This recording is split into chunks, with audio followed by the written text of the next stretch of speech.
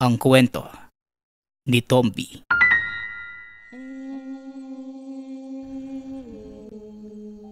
Ang kwentong ito ay hango sa totoong buhay. Mula ito sa isa nating tagapakinig na itago na lang natin sa pangalang David. Walang eksaktong taon. Probinsya ng Cebu. Ayon sa kwento ni David, noong nasa elementarya pa lamang, madalas itong nagpapahinga sa isang lugar na kung tawagin ay patay na puno ng balete. Ito ang nakagawian nila ng mga nakasabayang estudyante sa tuwing pauwi at papunta ng eskwelahan. Noong nasa 8 taong gulang pa lamang si David. Maganda ang lugar. Sariwa ang hangin dahil nasa tuktok ng burol. Malawak ang nasasakupang lilim galing sa mga sanga ng isang malaking puno ng balete.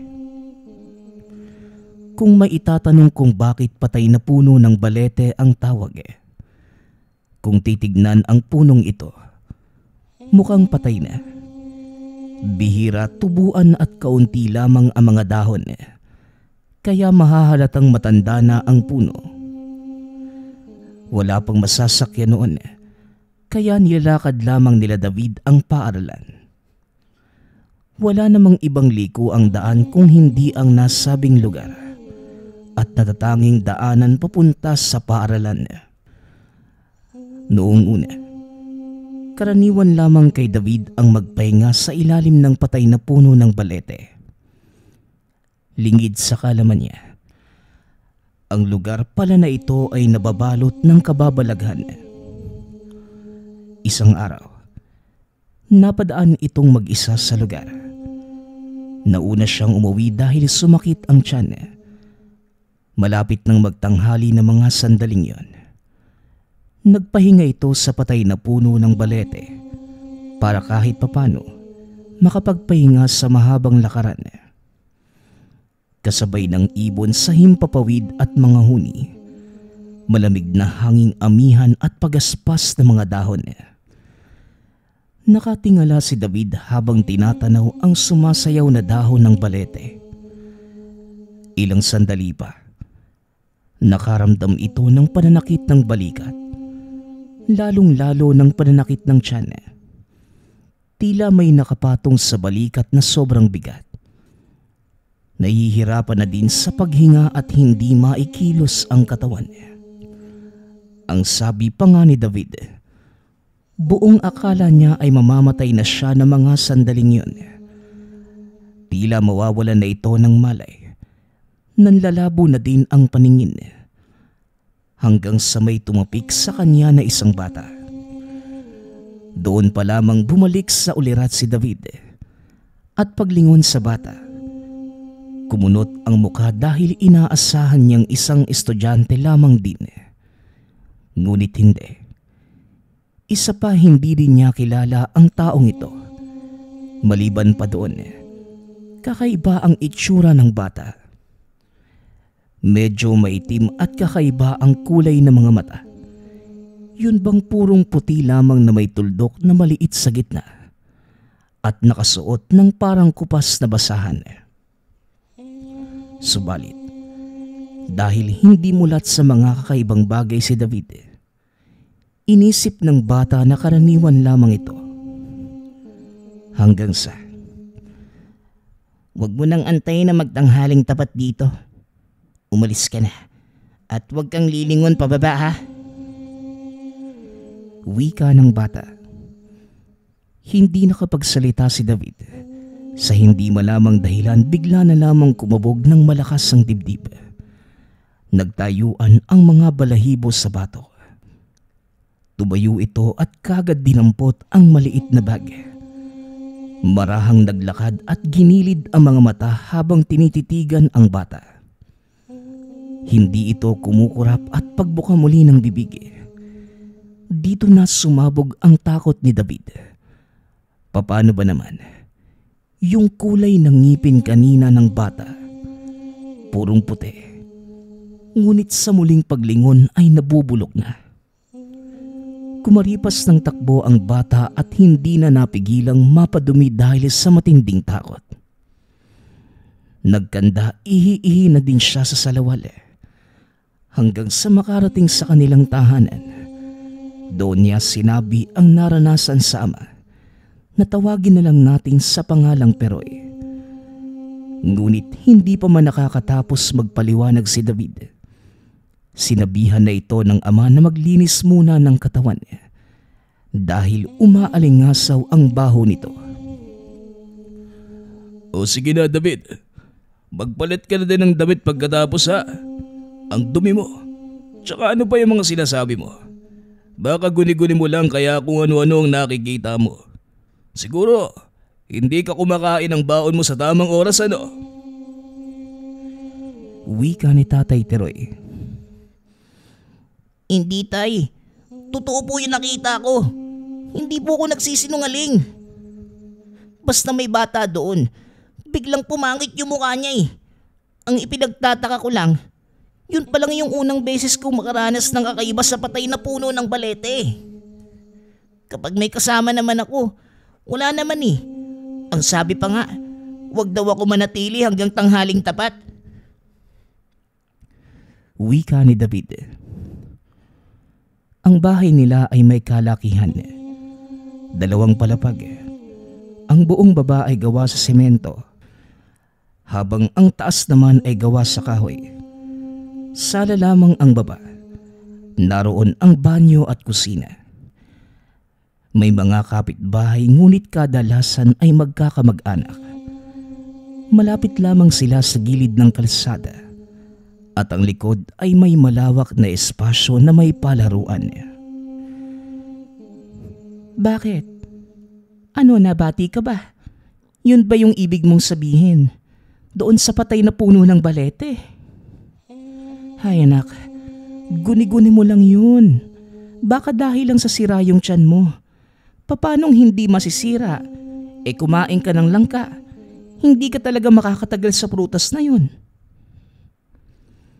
Wika naman ng ina. Natawagin na lang natin sa pangalang Lisa. Nagugupit ito ng mga tanim sa bukana ng bakuran. Hindi na nagsalita pa si David at sa isip ng bata, walang saysayang sinasabi kung hindi rin naman paniniwalaan. Ng mga sumunod na araw, kapag napapadaan si David sa patay na puno ng balete, hindi na siya nagpapahinga. Pinagmamasdan lamang ang mga kaklaseng nagpapaikot-ikot at naglalaro sa puno ng balete. Nang makarating naman sa eskwelahan, palihim niyang sinabihan ang kaklase tungkol sa nakita sa lugar. Napailing lamang ang kaklase, si Robbie.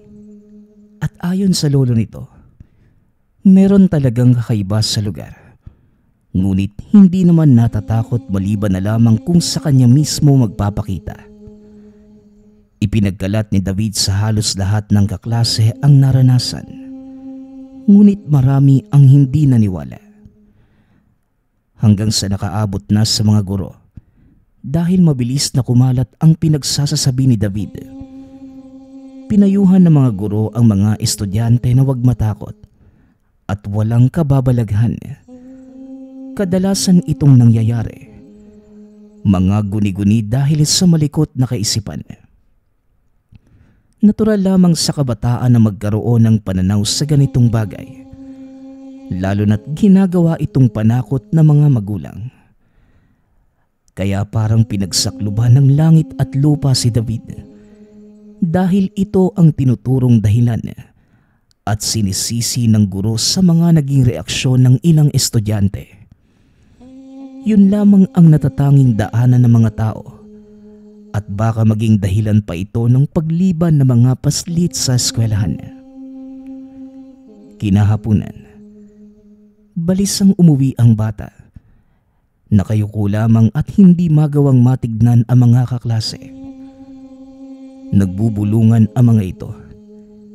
Nadidinig niya na tila nawawala na siya sa tamang pag-iisip.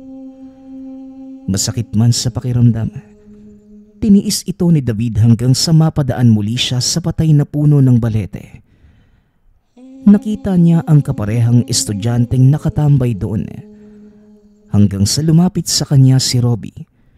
Nagtanong kung bakit ang lungkot na mukha nito. Ngunit hindi nagsalita si David. At sa halip, nakatuon lamang ang atensyon doon sa puno ng balete. Ilang sandali lang, huminto ang bata at sinabing, Doon ka ba galing sa patay na puno ng balete? Tanong ng bata. Oo naman, ako lang mag-isa. Umihi lang ako. Tugon ni Robbie.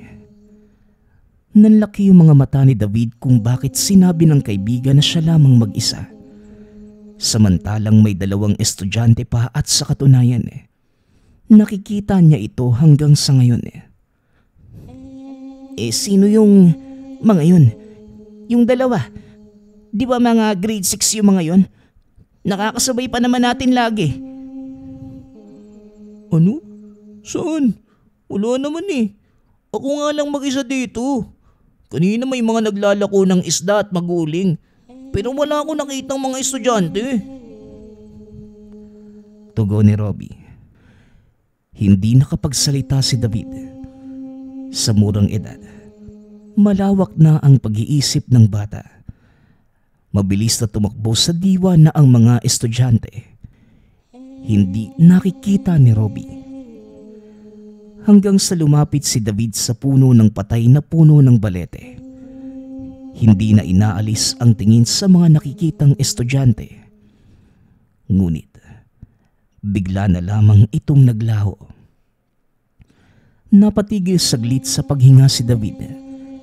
Kita ang panlalaki ng mga mata at unti-unting napaatras. Nang kalabitin siya ni Robbie, nagulat si David kaya kumaripas ito ng takbo. Tumakbo na din si Robbie. Halatang nagtataka sa naging reaksyon ni David. Hanggang sa nakasalubong niya ang isang matanda. Kilala ito ng bata. Kundi ang matandang nakatira malapit sa patay na balete. Natawagin na lang natin sa pangalang Mang Abino. Huminto ang bata. Nakatukod ang kamay sa dalawang tuhod habang hinahabol ang hininga. Habang si Robbie naman, lumiko na papunta sa kanilang tahanan. Oy dog, bakit ka naman tumatakbo? Teka, anak ka ni Peroy ano? Wika ng matanda. Opo. Kasi may kakaiba po doon sa patay na puno ng balete. Doon sa itaas ng burol. Malapit lang po doon ang bahay niyo, di ba? Tugon ni David. Ngumiti bigla ang matanda na siya namang ipinagtataka ng bata. Hanggang sa lumapit sa kanya si Mang Abino. Paika-ika itong naglakad na parang hindi pantay ang paa. Tinupik sa balikat si David at sinabing, Maraming hindi naniniwala kaya hindi ko na din sinasabi. Yung baleteng yon, pahingahan ang tawag sa lugar na yon. Lahat ng galing sa malalayong lugar, doon nananatili para makapagpahinga. Minsan, doon pa kumakain. Mga mangangalakal at marami pang iba lalo na noong panahon ng Kastila. Marami at marami ding iba pang napapadaan bukod sa tao. May hindi din nakikita at ang iba dito na tumira. Mga hindi katulad natin. Dili ingon nato. Alam mo ba kung bakit nagkaroon ng kababalaghan sa lugar? Dito kasi ipinapahinga ang mga patay na galing sa bukid na laman ng kabaong. Maraming beses nang nangyari mula pa sa angkang ko hanggang sa matagal na panahon. Doon mismo sa ilalim ng puno at kung minsan doon na rin dinadasalan para diretso libing na lang. Kaya nagkaroon ng sumpa ang lugar. Naiiwan doon ang mga kaluluwa ng patay. Ito na din ang naging daungan ng mga engkanto dahil sa negatibong enerhiya sa lugar at nabalot ng iba't ibang nilalang. Basta samot-sari, masama ang buwabalot sa lugar. Delikado kapag nagpabaya ka. Wika ni Mang Abino. Po, totoo po pala yung nakita ko. Bakit ako lang po yung nakakakita? Yung iba hindi naman. Tsaka may estudyante nga doon eh. Nakakasabay pa namin sa eskwelahan. Yung dalawa ba? Abay, baga engkanto yata ang mga yon. Maraming beses ko na silang nakita. Teka, nga pala bakit nga ba nakikita mo din sila? O sige, ganito na lang. Umuwi ka muna dahil hapon na. Bukas daanan mo ko sa bahay. May susiriin lang ako. Para kasing may kakayanan kang makita ang mga hindi nakikita ng iba. Sige na iho, huwag ka na matakot at malapit ng magdilim. Mungkahi ng matanda. Marami ang mga katanungang bumabagabag sa isipan ni David. Hindi na ito makatulog ng maayos dahil palaging laman ng diwa niya ang mga nakakatakot na bagay. Dagdag pa dyan ang mga sinabi ni Mang Abino. Hanggang sa napuno na si David, yung takot ay napalitan ng malakas na kuryosidad. Naging desperado dahil wala naman itong makausap, maliban na lamang sa sarili. Walang mababahagian ng kwento sa loob at sa labas ng tahanan. Kung sasabihin naman sa mga magulang, hindi naman sila maniniwala. Kaya kinimkim na lamang ito ng bata. Kinabukasan ng hapon, dahil Sabado naman at walang pasok, naisipan niyang pumuslit sa bahay ni Mang Abino nang hindi nagpapaalam sa mga magulang. Nang malingat ang atensyon ng mga ito, kumaripas kagad ng takbo si David sa maisan. Sa kalahating oras nakarating na siya sa bahay ni Mang Abino. Tanaw sa bulwagan ang malaking puno ng patay na balete sa itaas ng burol. Abala ang matanda sa pagsasako ng uling sa likod ng tahanan. Nang mapansin siya ni Mang Abino, singkit mata itong kinilala hanggang sa kinawayan na niya ang bata. Ay, Sabado nga pala. Kaninang umaga pa ako nag-aantay sa'yo. Minsan makakalimutin na ako eh. Halika sa loob. Doon tayo mag-usap. Mungkahi ng matanda. Sumunod naman ang bata habang pinupunasan ang muka na puno ng pawis dahil sa pagtakbo. Inabutan ito ng tubig ni Mang Abino. Umupo sa mahabang kawayang upuan. Huminga ng malalim. Tumabi sa kanya si Mang Abino at sinabing, Pahawak nga ng kamay mo, iho. David ang pangalan mo, tama ba? Ay, nakakagulat ka naman. Nagtaasa ng balahibo ko sa'yo. Bukas ang ikatlong mata mo. Paano kaya yun nangyari? Ho?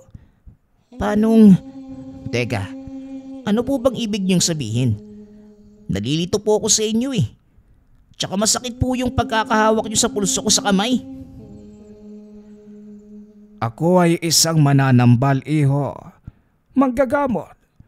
Yung marunong manghilot gamit ang mga... Ay, wala ka pa kasing alam sa mga sasabihin ko kaya walang saysayang ipapaliwanag ko sa'yo. Bueno, dahil sa ikatlong mata mo, makikita mo ang mga bagay na hindi nakikita ng iba. Ang ibang nabiyayaan ng mga ganitong kakayanan, nababaliw dahil hindi nila kinakaya ang takot. Pero may iba naman nalikas na matapang at nasanay na sa mga nakikita. Karamihan sa mga taong katulad mo ngayong nabubuhay, magaling sa panggagamot katulad ko. Ngunit hindi pa bukas ang ikatlong mata ko noong bata pa ako. Binuksan lamang ito ng tatay ko nang minsang may maranasan akong kakaiba. Hanggang ngayon, nakatatak pa rin sa isip ko. Alam mo ba kung ano yon? Dahil din sa patay na puno ng balete. Ganito kasi iyo. Nautusan ako ni tatay na mamili ng saging sa kabilang nayon para mapahinog at lalagain. Tapos ibibenta naman ng nanay ko. Ginabi ako sa pag-uwi. Porbida, ikaw ba naman ang makakita sa daan ng may nakaharang na kabaong? Hindi ka kaya matakot? Nagalutang pa yung kabaong. Ay, sus Mariosep, binitawan ko yung saging. Tapos tumakbo na ako. Takbo na parang hindi na sumasayad ang pako sa lupa. Paglingon ko ngayon sa likod ko, hinahabol ako ng kabaong at ang masaklap. Wala na itong takip. Nagkandadapa-dapa na ako. Napahinto ko dyan May malaking puno pa dyan ng madre kakao. Dyan ako huminto dahil sasabog na ang dibdib ko sa pagod. Alam mo ba, pagsaglit ko ng tingin, hindi nakabawag yung nakita ko. Isang bata. Bata dong, mga singlaki mo lang. May malabasahang damit. Tapos parang impakto yung muka. May kaitiman at kakaiba ang mga mata. Tapos yon, hinimatay na ako. Nagising na lang ako na maliwanag na at nasa papag na ako. Malapit lang din kasi dyan ang bahay namin dati. Pagsasalaysay ng albularyo. Dagdag pa niya. Sinabi niya sa ama ang nangyari. Naniwala naman ito. Dahil totoo talagang may nilalang sa patay na puno ng balete. Sinabihan siyang huwag matakot dahil hindi naman ito nananakit. Ngunit hindi naniniwala si Mang Abino na hindi nananakit. Kamuntikan pa nga siyang atakihin dahil sa takot. Hanggang sa nagulat na lamang si Mang Abino nang magsalita ang ama. Inatake ka talaga, anak. Kaya nga ginagamot kita. Kasabay nun binubuksan ko na din ang ikatlong mata mo. Isang ritual, Abino. Isinasagawa lamang ito kapag ang tao ay nakaranas ng panandaliang kamatayan. Iyon ang nadaanan mo kagabi. Namatay ka ngunit ilang sandali ay huminga ka na lamang bigla. Mula ngayon, lahat ng bagay na hindi nakikita ng iba, makikita mo katulad ko. Pero huwag kang matakot dahil walang mangyayari sa iyo. Alam mo ba ang takot lamang ang nag-uudyok sa mga tao upang mamatay? Tanggalin mo ang takot at harapin mo ang mga subok. Wika ng tatay ni Mang Abino. Hindi ito makapaniwala sa mga sinabi ng ama nung una. Hindi niya alam na may katangian pala ito. Marunong sa mga orasyon at marami pang iba. Ngunit hindi lamang nagpakatanyag at mas piniling mamuhay ng tahimik. Ayon kay Mang Abino, ang pagiging tahimik ay matiwasay kumpara sa arogante na maraming kaaway maski kapitbahay. Bukod dito, marami pang napag-usapan ang bata at matanda. Hanggang sa unti-unti nang nauunawaan ni David ang mga bagay na hindi kayang ipaliwanag ng siyensya. Umabot pa sa punto na gusto nang subukin ni David ang sarili doon sa patay na puno ng balete at titignan lahat ng meron pa doon. Ngunit inabisuhan siya ni Mang Abino. Sinabing huwag niyang gagalitin ang batang nakita o kung anumang nakatira sa patay na puno ng balete. Po, yung bata din po ba nakita niyo ulit? Teka, may sinabi din po siya sa akin. Huwag daw po kong aabuti ng tanghaling tapat sa puno. Basta parang inabisuhan niya po ako eh. Kaso natakot ako kaya kumaripas na ako ng takbo. Wika ni David. Ang batang yon, akala ko noong una ay impakto. Hanggang sa nalaman ko nang mag-imbestiga ko, isa itong kaluluwa ng batang namatay sa sakit na leukemia. Naiwan ang kaluluwa niya sa puno dahil doon isinagawa ang misa at diretsyong inilibing. Mabuti namang bata pero matatakot ka nga lang sa itsura. Pero alam kong hindi nananakit. Baliban na lamang doon sa 2 estudyanteng nakikita mo palaging nakatambay sa puno. Ipapaliwanag ko sa iyo kung bakit. Mga engkanto yon na gustong makisalamuha sa mga tao. Hanggang sa buka na lamang sila ng eskwelahan at bigla na lamang naglalaho. Ayon sa tatay ko, isang beses may katulad mong naging kaibigan yung 2 engkantong yon. Nagtataka siya dahil napapadalas yung pagtambay ng bata. Wala namang klase. Yun pala, nakuha na ng engkanto ang atensyon nito at kalaunan. Natagpuan na lamang ang bata na patay na. Diyan mismo, maniwala ka sa akin. Totoo ang mga sinabi sa akin ng tatay ko. Nag-aalala nga ako baka sapitin mo rin dahil nakikita mo yung 2 engkantong yon. Gusto mo ba talagang makita kung ano pa ang meron dyan? Mag-antay tayong magtakip silim. Ipapakita ko sa iyo ang lahat. Tignan natin kung kaya ba ng payagbong makikita mo.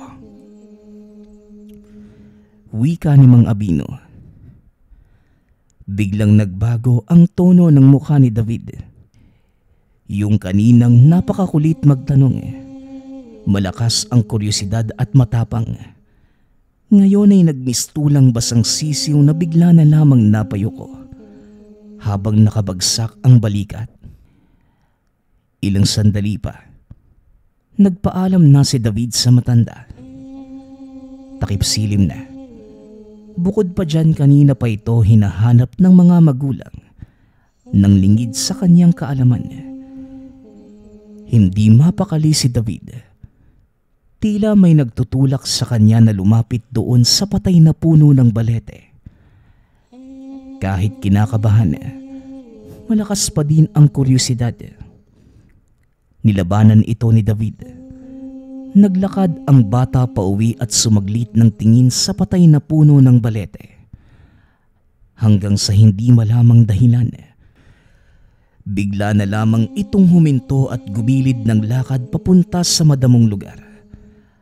Habang nakatitig doon sa puno. Ilang sandali lang, napabuntong hininga ang bata at nagsimulang maglakad palapit sa balete. Sobrang lakas ng kabog ng dibdib. Pawis ang ilong at halatang nininerbiyos. Hanggang sa tuluyan na itong nakalapit doon sa puno. At ilang hakbang na lamang, mahahawakan na ang katawan nito. Tinanaw niya ang taas. Nakakakilabot ang kulay ng balat ng puno habang tinatamaan ng mala-espadang sinag ng palubog na araw. Dinig niya din ang mahinang paglangit-ngit at paglagutok na parang gumagalaw ang puno. Umikot ang paningin ni David. Nakakita ito ng mga bituin na parang may nag-iiba-iba ang kulay at mga ulap na tila ipo-ipong bumababa sa lupa. Hanggang sa lumakas ng lumakas ang mga huni ng kulisap. Tinakpa ni David ang mga tenga. Ngunit mas lalo lamang lumakas at dagdag pa dyan. Nakadinig din ito ng mga ungol, iyakan at mga tawa mula sa ilalim ng lupa. Ilang sandali pa. Hoy! Hoy bata! David! David, gumising ka! Wika ni Mang Abino habang tinatapik ang bata. Nakatulala lamang si David at nakatingala. Sinampal ito ng matanda at doon pa lamang nagkaulirat. Aray ko naman po, Mang Abino. Huwag kang maingay. Ano ba? Tsaka dapat sinabi mo sa akin na pupunta ka pala mag-isa. Kanina inalok kita tapos ayaw mo. Naku ka, mabuti na lang naabutan kita. Huwag kang gagalaw. Tignan mo ang nasa gilid mo. At huwag na huwag mong tangkaing sumigaw ha. Wika ni Mang Abino habang nakaturo sa isang direksyon. Iginilid ni David ang mga mata at maniwala man kayo sa hindi. Halos maihi ang bata nang makita na may 4 na malaking nilalang sa gilid. Hanggang dibdib lamang ang nakikita. Abuhin ang balat na parang natutuyong asin. Bitak-bitak at angat ang pulang kulay na tila dugo sa loob ng bitak. Paglingon niya sa kabila, nakita niya ang mga bata na iba't iba ang postura at kulay ng balat. May itim, merong tila berde at may matulis ang tenga. May puti na parang bangkay at may pulang malademonyo ang itsura. Nagtitigan sila ni Mang Abino at mahinang sinabi ng matanda. Hindi pa yan lahat ang nakatira dito sa puno. Meron pang nasa likod mo. Pero wag mo nang subukang tignan. Mababaliw ka lang. Halika, dumakad ka na nang hindi lumilingon. Tumingin ka lang sa akin. Sige na, hakbang na. Wika ni Mang Abino. Sumunod si David sa mungkahi ng matanda. Habang lumuluha ang mga mata at halatang gustong-gusto na nitong tumakbo. Hinawakan siya sa kamay ni Mang Abino ng mahigpit. Hanggang sa makarating sila sa ibaba. Dito na huminto si Mang Abino at kasabay nito ang paghinga ng malalim ni David. Lumingon muli ito sa puno. Laking gulat nang wala na itong makitang mga nilalang. Nagtanong siya sa matanda kung bakit ito biglang naglaho. Ang sabi ni Mang Abino, may hangganan ang teritoryo ng mga nakatira sa puno ng balete.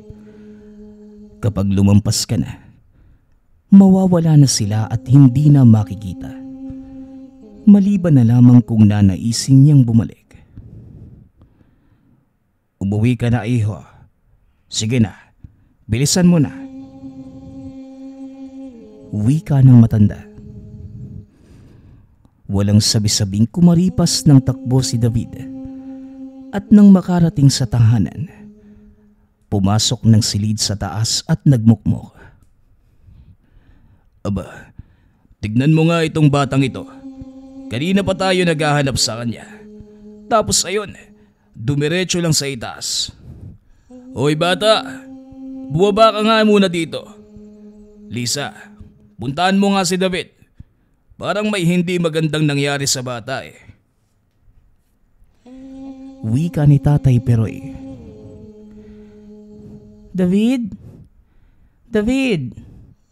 Lumabas ka nga muna dyan sa kwarto mo. Dali na, mag-usap tayo. Wika ni Nanay Lisa. Subalit hindi nakikinig si David. Ayaw lumabas at nanatiling tahimik sa loob ng silid habang nakatalukbong ng kumot. Hinayaan na lamang siya ng mga magulang hanggang sa sumapit ang hapunan. Dito na lumabas ang bata. Tahimik itong kumakain sa lamesa. Kaharap ang mga magulang at tanging kalansing lamang ng kubyertos at pinggan ang madidinig sa bahay. Ilang sandali pa, naghugas na ng katawan si David sa likod ng tahanan. Pinapahira ng tuwalya ang muka. Nanlaki ang mga mata nang may makitang gumagalaw sa likod ng malaking banga. Nakadapa lamang na parang napakalaking palaka. Masuri itong tinitigan ni David hanggang sa unti-unting naging malinaw sa kanya ang itsura. Ito yung batang nag-abiso sa kanya doon sa puno ng balete. Maamo ang muka, Ngunit nasisindak pa rin si David. Umatras ito at bigla namang tumayo ang bata. Bumuka ang bibig at malinis na muli ang mga ngipin. Huwag kang matakot sa akin. Hindi ako nananakit. Hindi katulad ng mga nakatira doon sa patay na puno ng balete. Wika ng bata.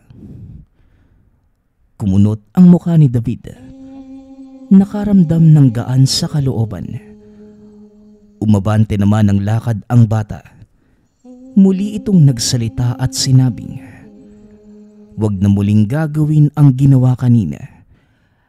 Dahil oras yon ng paglabas ng mga nilalang sa lugar. Sa hindi malamang dahilan, napatanong si David kung ano ba ang pangalan ng bata. Daryl ang pangalan ko. Nakakulong ako sa isang sumpa sa lugar na yon, kaya hindi ako matahimik. Isa akong kaluluwa. Dinaong napatay sa balete ang labi at doon nagmisa. Naiwan ako at hindi nakarating sa simbahan. Wika ng bata. Ibig sabihin, totoo pala yung sinabi sa akin ni Mang Abino. Kaluluwa ka nga. Pero bakit mo ko tinulungan? Bakit?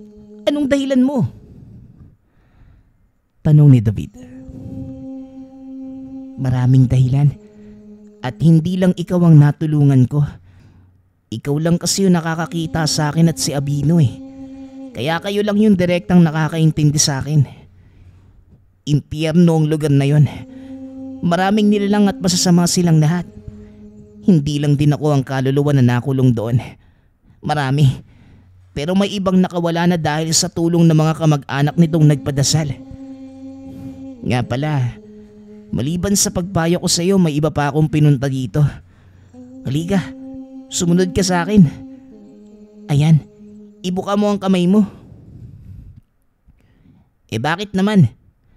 Basta, ibuka mo lang. Ibinuka ni David ang kamay at may nilagay dito ang bata.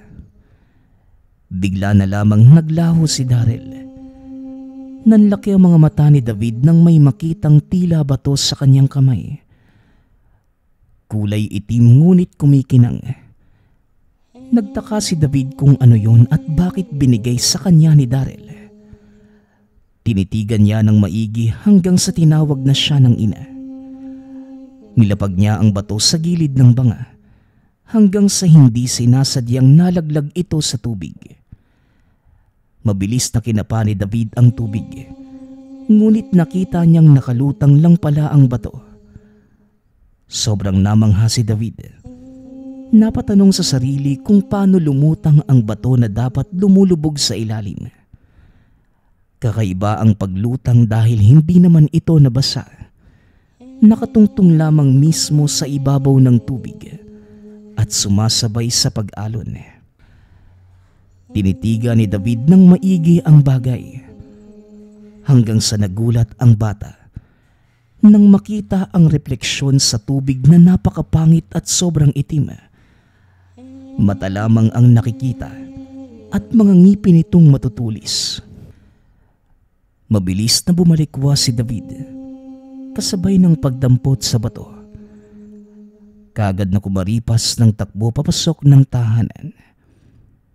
Sinusundan naman siya ng tingin ng mga magulang. Nakita sa mga muka ang pagtataka. Napailing pa ang ama at sinabing, "Uy Lisa, ipatingin na natin sa doktor ang bata. Baka nababaliw na nga yung anak natin." Wika ni Tatay Peroy. Ngunit hindi nagsalita si Nanay Lisa.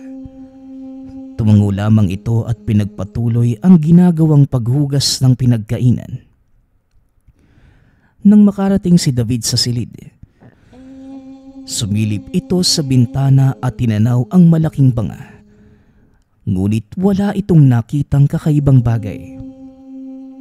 Iniisip niya kung ano kaya yon. Tinitigan ni David ang bato. Nilaro sa daliri at pinaikot-ikot pa sa ere. Nakita niya na wala namang kakaiba. Bukod sa normal na bato lamang ang nakikita. Ngunit sobrang lamig. Kinabukasan, linggo kaya sinabihan siya ng mga magulang na ipapatingin sa doktor. Ngunit kumunot ang mukha ng bata. Nagtanong kung bakit. Sinabi naman ng mga magulang ang dahilan. Ano? Yun po ba, Nay? Ayaw nyo kasing maniwala sa akin sa mga nakikita ko eh. Ang totoo, kaya ako umalis kahapon. Doon ako nagpunta sa bahay ni Mang Abino. Siya lang naman yung nakakaintindi sa akin eh. Dahil alam niya yung nangyayari. May kakayanan po ako makakita ng mga hindi nyo nakikita, Nay. Hindi po kagaya ng iniisip nyo. Hindi po ako nababaliw. Aalis po muna ako at may pupuntahan lang. Babalik din po ako mamaya. Wika ni David. Nagkatitigan ng mga magulang. Tumango naman si Tatay Peroy. Ngunit sinabing sasamahan niya kung saan pupunta ang anak. Ayos lang po nang maipaliwanag sa inyo ni Mang Abino ang nangyayari. Doon din naman kasi ang punta ko ngayon. Maaring may punto ang anak natin. Dahil kilalang manggagamot si Abino. Nakapagpagamot na din nga ako sa kanya dati nang mapilay ako. Wika ni Tatay Peroy. Hindi naman na nagsalita si David. Tumalikod na at naglakad palabas ng tahanan. Nakasunod lamang ang ama habang nakasimangot. Ang dahilan kung bakit babalik si David sa bahay ng matanda upang tanungin ito patungkol sa bagay na ibinigay sa kanya ni Daryl. Kaya nang makarating sila sa tahanan ni Mang Abino, ipinakita kagad ni David ang gamit at kitang-kita ang panlalaki ng mga mata ng matanda. Paanong nagkaroon ka ng ganyan? Kaya pala mabigat ang pakiramdam ko nang dumating kayo sa bahay. May dala ka palang bertud. At saan mo naman nakuha yan, iho? Tanong ni Mang Abino. Ho, sa bata po yung sinasabi nyo sa akin. Sinundan po ako sa bahay tapos nag-usap kami. Tapos nilagay niya lang ito sa palad ko. Bigla na lang nawala eh. Tugon ni David. Hindi ko alam kung anong motibo ng kaluluwang yon. Maaring gusto kanyang gabayan. Dahil ang batong yan ay pangontra sa mga masasamang elemento. Maaring ang bertud na yan ay galing sa patay na puno ng balete. Ngayon alam ko na ang dahilan kung bakit dumarami ang mga elemento dyan sa punong yan. Kaya pala, may binabantayan palang bertud. Alam mo, David, napakaswerte mo dahil ikaw ang nabiyayaan yan. Inihatid pa talaga doon sa bahay nyo upang makaiwas sa anumang pagkabulabog sa mga bantay. Maliban sa maalamat ang puno, may nakatago palang bertud.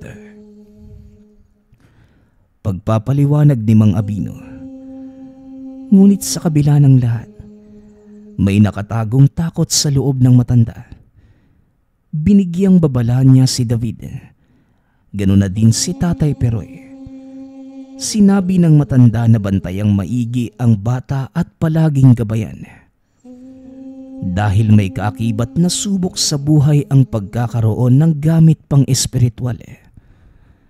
Subok na hindi kaaya-aya at hindi inaasahan ang mangyayari. Hindi makapagsalita si Tatay Peroy. Nakakunot ang muka at halatang hindi makapaniwala sa mga nadinig mula kay Mang Abino. Napakahirap, Peroy.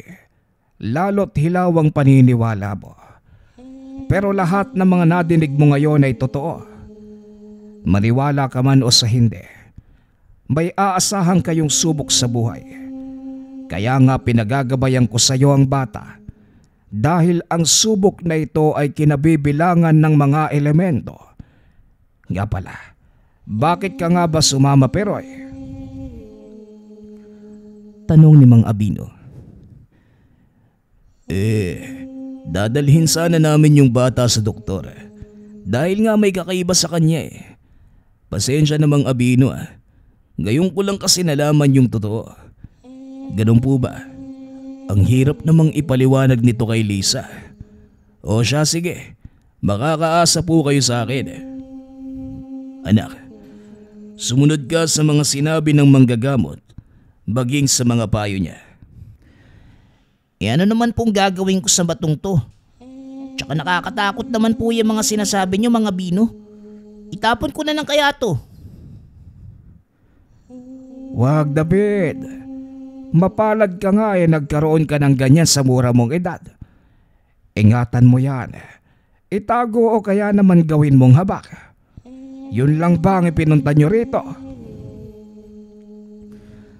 Tanong na matanda. Sabay tingin kay Tatay Peroy. Nakakaya naman po sa inyo.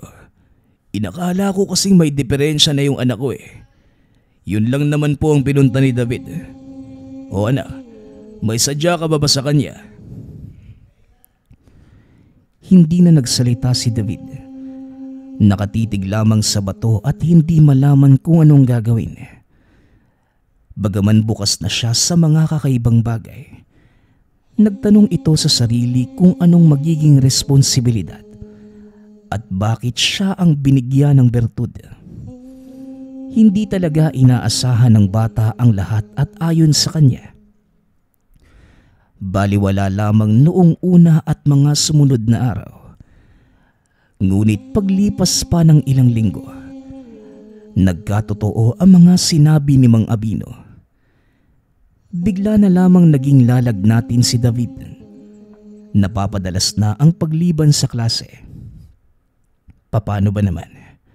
Bigla na lamang nanghina ang katawan. Yun bang mabigat na mas malala pa kesa sa trangkaso? Ipinatingin naman siya sa doktor. Ngunit normal na pagsusuri at resulta lamang ang kinalabasan. Kulang sa bitamina ang bata. Habang tumatagal, mas lalong lumalala ang sitwasyon. Napapansin ng mga magulang na palaging tulala ang bata at bigla na lamang may nakikita sa isang banda. Alam na ni Nanay Lisa ang patungkol sa bata. Matagal ding nakumbinsi dahil ayaw pa nitong maniwala nung una. Peroy, natatakot na ako sa anak mo. Parang hindi normal ang sakit eh. Dahil kung karaniwan lang madali naman niyang matatanggal ng gamot. Wika ni Nanay Lisa. Yan nga din ang ipinagtataka ko, Lisa. Mamaya, aalis ako. Bantayan mo siya at pupuntahan ko lang si Mang Abino. Tugon ni Tatay Peroy. Pagsapit ng hapon, pinuntahan ito ang matanda. Maswerte namang nasa tahanan lamang si Mang Abino at kagad na sinabi ang patungkol sa kalagayan ni David. Walang pag-aatubiling sinabi ng matanda na pupuntahan niya kagad ang bata. Nang makarating sa tahanan si Mang Abino, hindi kagad ito pumasok. Sa halip, makikita sa mga mata nito na parang may kakaiba sa lugar. Nakatingin pa sa likod at panayang iling. Hanggang sa Nangyari na ang hindi dapat. Ang ibang nilalang na nakatira doon sa patay na puno ng balete. Nananahan sa paligid ng bahay nyo. Wala bang binanggit sa inyo ang bata? Ha? Ano? Ano ka mo? Yung mga elemento doon, narito na. Tama po ba yung pagkakaintindi ko? Oo. At yung mga mababagsik pa. Alam ko kung bakit sila narito. Pinapabalik nila kay David ang kinuha niya sa kanila. Natural lamang ang subok Peroy. Ang problema kung paano mo ito malalampasan. Bakit ngayon nyo lang ipinaalam sa akin? Wala naman kasing naging reklamo si David. Maliban na lamang sa madalas naming nakikita na nagugulat. Tapos aakyat ng bahay at hindi papasok sa eskwela. Pagsapit naman ng gabi, May lagnat na. Lalagdatin talaga siya dahil hindi niya kinakaya ang nakikita niya. Nababati siya ng mga elemento. Tara, patingin nga sa bata. Mungkahi ng matanda. Pumasok na ito ng tahanan. Nasa baba lamang si David na mga sandaling yun. Nakahiga sa mahabang upuan at balot ng kumot ang katawan. Nanginginig na sa taas ng lagnat.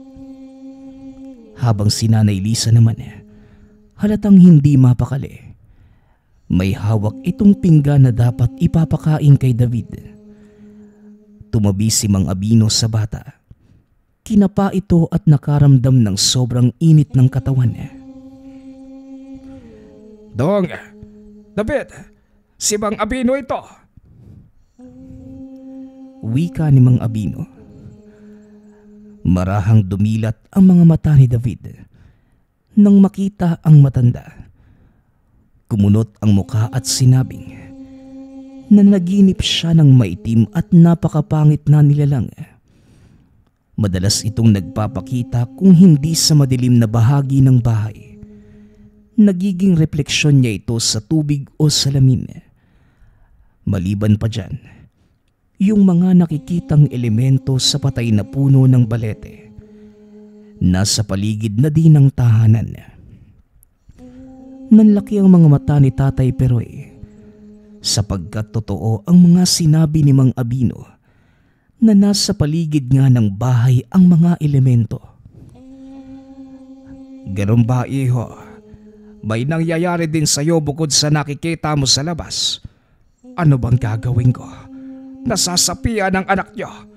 Sinasapian ng isang demonyo. Nasaan ang hawak niyang bertod? Nasa bulsa ko po. Ang sabi niyo, huwag kong aalisin sa katawan ko, di ba? Wika ni David. Mabilis na kinapa ni Mang Abino ang bulsa. Kinuha ang bato at tinitigan ng malapitan. Napabitaw ng mabigat na salita si Mang Abino at sinabing hindi bertud ang bato kung hindi isang sumpa. Nagulat naman si Tatay Peroy habang si Nanay Lisa naman umiiyak. Peste yawa. Nagtatago ang batang kaluluwa na isang mabuti. Binigyan kanya nito para mapasakamay niya ang katawan mo. Gustong bumalik sa pagkabuhay ng bata.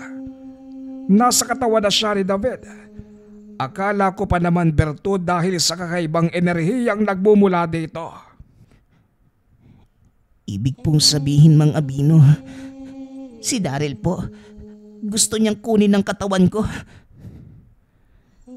Oo, gusto niyang angkinin ang katawan mo at siya na ang gagamit. Lintik, sinasabi ko na nga ba, sa tagal niya doon sa patay na puno ng palete, imposibleng hindi maging masama ang kaluluwa niya. Ang isang espiritu, kapag hindi matahimik, nababalot ito ng karimlan, kasangkapan na siya ng demonyo. Ngayon naiintindihan ko na ang mga nilalang sa labas hindi sila ang masama. Kung hindi, sila ngayon ang lumalaban para kayanin ni David ang pagsakop ni Daryl sa kanya. At ang batang yon ang masama sa patay na puno ng balete. Maaaring siya din ang kumuha sa batang namatay ng matagal ng panahon. Kaya pala gustong gusto niya din ako dati. Pero hindi ako nagpadala sa kabaitan niya. Ang sabi ni tatay, mabuti kapag nakaakyat ng langit, pero masama naman kapag nanatili sa lupa. Tulungan niyo ako. Isandal niyo si David at gagamutin ko siya. Kumuha ka ng abo at asin, Peroy. Basain mo at ilagay mo itong bato. Papatayin natin ng masamang oras sa batong yan na kumakatawan sa batang si Daryl. Utos ni Mang Abino. Nag-usalang matanda. Tinapik ng malakas ang noo ni David. Bigla na lamang itong sumuka ng kulay itim na likido. Nag-iba ang kulay ng mga mata. tila walang buhay sapagkat yung itim ay naging puti. Makailang beses tinapik ni Mang Abino ang noo ng bata hanggang sa bigla na lamang sumigaw si David.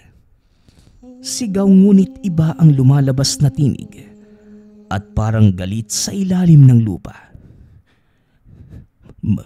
Manong, ano pong nangyayari sa anak ko? Kunin mo ang bato, Peroy. Sunugin mo. Utos ni Mang Abino. Sinunog naman ni Tatay Peroy ang bato. Yung sigaw ni David na kanina ay kakaibang boses. Unti-unti itong nagbalik sa normal hanggang sa huminga ng malalim si David at sinabing nauuhaw siya. Napangiti naman si Mang Abino at sinabing ligtas na ang bata sa kapahamakan. Wala na ang nakasaping demonyo. Pagkahawak niya sa leeg ng bata, hindi na din ito mainit. Naging maaliwalas na ang muka at pinagpapawisan. Ay, kung minsan ang iniisip mong mabuti, siya pala ang masama at magpapahamak sa'yo. Ngayon lamang ako nakaengkwentro ng ganito. Sobrang layo sa aking inaakala. Hindi talaga mapagkakatiwalaan ang kahit anong nilalang at elemento. Imbes na lalapit ka dito at hihingi ng lakas na mapagkalooban ka, mas mabuti sigurong umiwas ka na lang. Pambihirang baleteng patay na yon. Ang daming nagtatagong misteryo. Mula ng araw na yon, malaki ang natutunan ng matanda. Maging si David na baguhan pa lamang sa kakaibang bagay. Tila nagkaroon na ng trauma. Bukas man ang ikatlong mata ni David. Ngunit anumang nakikita niya ngayon sa paligid, hindi na niya pinapakialaman at sa halip nagbibigay respeto na lamang sa mga ito at sinasabihan ang mga tao na huwag masyadong maingay sa isang lugar dahil may ibang nakatira bukod sa normal na tao. Lahat ng ito ay dahil lamang sa bertud galing sa patay na puno ng balete. Nagpapasalamat nga pala ako sa lahat ng sumusuporta sa ating channel. Nawa ay patuloy niyong suportahan at pakinggan ang ating mga kwento. Hanggang sa muling pakikinig. Paalam.